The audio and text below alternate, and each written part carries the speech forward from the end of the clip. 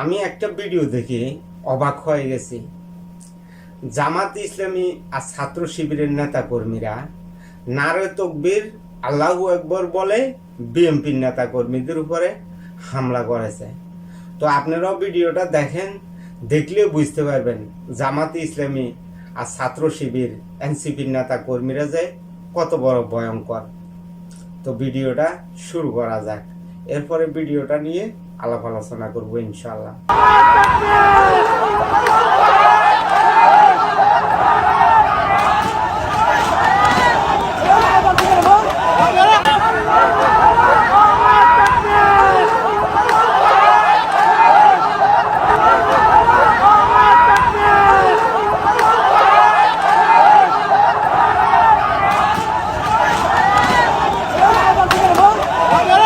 যাক, আপনারা তো ভিডিওটা দেখলেন।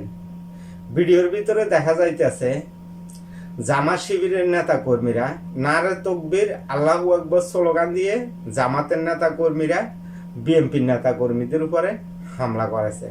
জামাত ইসলামী তাদের নিজেদের এক কর্মীকে হত্যা করে এখন এই হত্যার দায় বিএনপির উপরে চাপানোর চেষ্টা করতে আছে। তো জামাত ইসলামী অপরাজনীতি করতে আছে, লাশের রাজনীতি করতে আছে, বিভিন্ন জায়গায় খুন খারাপি করি, এই খুন খারাপির দায় বিএনপির উপরে ছাপানোর চেষ্টা করতে আছে। ভিডিওটার ভিতরে ক্লিয়ার দেখা যাইতে আছে বিএনপির নেতা কর্মীদের উপরে হামলা করতে আছে জামাতে ইসলামীর নেতা কর্মীরা, এনসিপির নেতা কর্মীরা, ছাত্র শিবিরের নেতা কর্মীরা নারে তকবীর আল্লাহু আকবার স্লোগান দিয়ে বিএনপির নেতা কর্মীদের উপরে হামলা করতে আছে। এই ভিডিওটার ভিতরে ক্লিয়ার দেখা যাইতে আছে। আর জামাত ইসলামী নিজেদের কর্মী নিজেরাই হত্যা করে এখন বিএনপির উপরে দোষ চাপানোর চেষ্টা করতে আছে।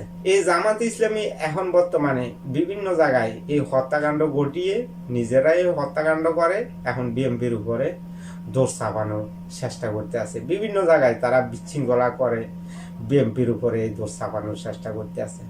এনসিপির নেতা কর্মীরাও একই কাজ করতে আছে।